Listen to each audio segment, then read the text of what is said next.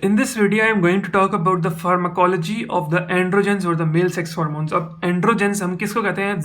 Androgens are male sex hormone. Most importantly, testosterone that is involved in the development of the secondary sexual characteristics in the males, produced mainly in testes but also in ovaries. Ovaries में भी form होता है as well as adrenal cortex.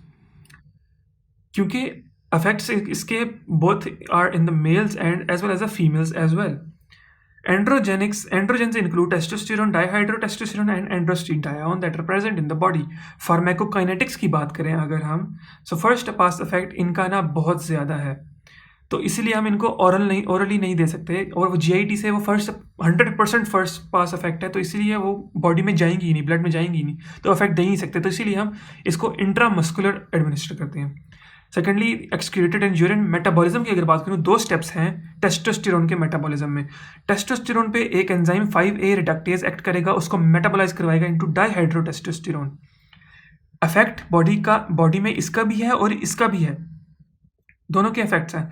लेकिन फिर उसकी remove करवाने के लिए डाईहाइड्रोटेस्टोस्टेरोन स्टेप 2 में हमारे पास कन्वर्ट होगा into androsterone, androstenedione and androstenediol on their nature, alcohol nature, ketone nature, etc.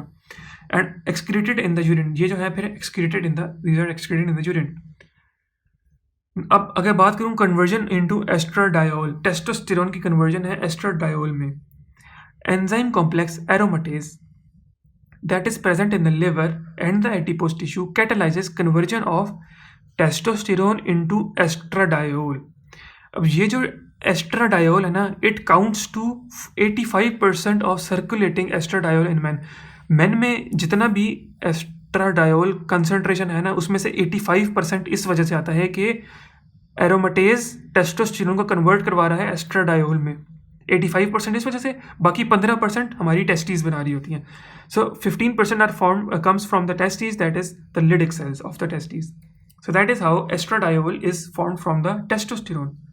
Pharmacodynamics की अगर बात करें तो both testosterone and dihydrotestosterone act via androgen receptor. दोनों की इंपॉर्टेंट इफेक्ट्स हैं in the body. Dihydrotestosterone binds with higher affinity. Dihydrotestosterone का ज़्यादा इफेक्ट है, उसकी पोटेंसी एफिकेसी ज़्यादा है, and activates gene expression more efficiently. Pharmacodynamics में क्या आता है? Mechanism of action.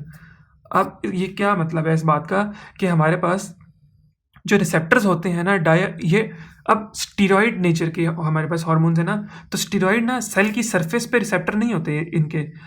सेल के अंदर जाके जो न्यूक्लियस होता है, न्यूक्लियस के भी अंदर जाके इनके रिसेप्टर्स होते हैं, तो ये जाके जीन एक्सप्रेशन को स्टिमुलेट करते हैं.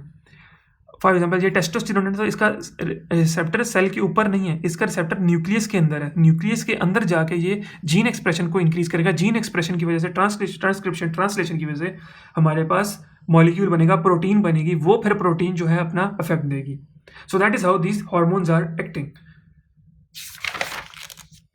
नेक्स्ट, अगर मैं बात करूँ क्लिनिकल इफेक्ट्स और इंडिकेशंस की ऑफ द टेस्टोस्टेरोन और द मेल एंड्रोजेंस, उसमें हमारे पास हाइपोगोनाडिज्म. अगर किसी में लेवल्स लो हैं, हाइपोगोनाडिज्म है, तो हम उसको एडमिनिस्टर कर सकते हैं testosterone.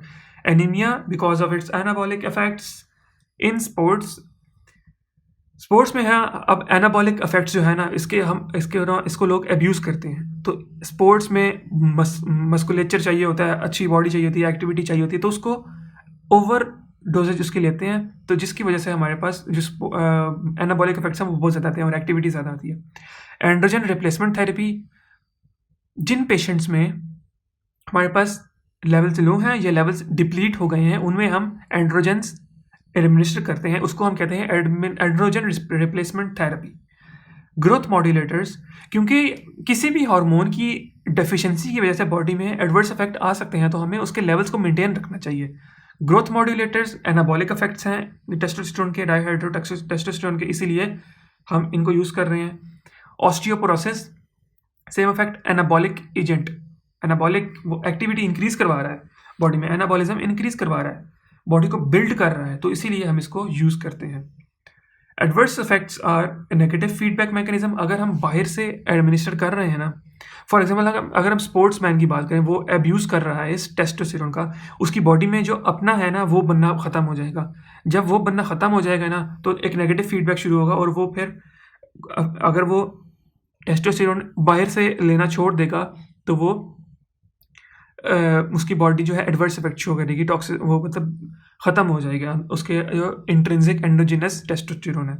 Androgen increase serum LDL, LDL को इंक्रीज करते हैं और एचडीएल को डिक्रीज करते हैं।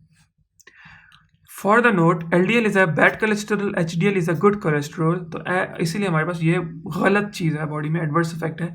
And these increase the risk for pre mature coronary heart disease. तो स्पोर्ट्समैन को हार्ट डिजीज़ और हमारे पास हार्ट पे इफेक्ट्स इसलिए आते हैं क्योंकि it increases the LDL levels in the body. Androgens can also cause fluid retention and it leads to oedema. वो नॉन सेलेक्टिव इफेक्ट की वजह से आ रहा है उसका। काउंटर इंडिकेशंस की अगर बात करें तो किन पेशेंट्स को हम नहीं दे सकते testosterone? Infants and young children. क्यों? अब ये जो इन्फेंट्स और यंग चिल्ड्रन है, इनका जो ब्लड ब्रेन बैरियर है ना, वो बहुत अंडर डेवलप्ड होता है। वो ब्लड और ब्रेन का जो बैरियर है ना, ब्रेन ब्लड, अब नॉर्मल एक एडल्ट ह्यूमन में तो ये प्रॉपर एक बैरियर होता है, लेकिन तो वो सिलेक्टिव क्रॉसिंग करवाता है, सिलेक्टिव परमिबिलिटी होती है, लेकिन इन पेशेंट्स में ना वो अंडर डेवलप्ड होता है, वो डेवलपिंग फेज में होता है। तो ड्रग अगर हम कोई ब्लड में एडमिनिस्टर करेंगे ना, तो वो बहुत ज़्यादा ब्रेन में चली जाती है। नॉर्मल एडल्ट से भी ज़्यादा उसके लेवल्स ब्रेन में हो जाते हैं जो चिल्ड्रन है। तो इसीलिए टॉक्सिसिटी चली जाती है, ब्रेन में टॉक्सिक इफेक्ट्स आते हैं। तो इसीलिए हम इन्फेंट्स और यंग चिल्ड्रन को नहीं देते। अगर देनी भी हो तो खसूसी उसकी ना मॉनिटरिंग करते हैं और फिर उसको एडमिनिस्टर करते हैं। प्रेग्नेंट वुमेन, प्लेसेंटल बैरियर को क्रॉस करना ईजी है। कार्सिनोमा ऑफ प्रोस्टेट, और वो हार्मोनल अपने इम्बैलेंसेस भी करवाता है, इसीलिए हम प्रेग्नेंट वुमेन को नहीं देते। Carcinoma of prostate and the breast, same hormonal effects. Renal और कार्डियक डिजीज, रीनल इफेक्ट क्यों? क्योंकि उसकी मेटाबॉलिज्म एंड क्लियरेंस के लिए नहीं होगी, इसीलिए रीनल कोई ऐसा बंदा है जिसकी किडनी अफेक्टेड है, डिसफंक्शन है, तो उसको हम नहीं देंगे। रीनल और कार्डियक डिजीज, इसलिए that is predispose to oedema, और एडिमा की वजह से दैट एडिमा अगर पेशेंट में हो रहा है ना, तो एडिमा को हम सिम्टोमेटिकली किस तरह ट्रीट करेंगे? थ्रू डाययूरेटिक थेरेपी, डाययूरेसिस हम उसकी दे देंगे अगर हमने टेस्टोस्टेरोन एडमिनिस्टर करना ही है, लाजमी हमें एडमिनिस्टर करना। So that is the pharmacology of androgens और the male sex hormones in the body.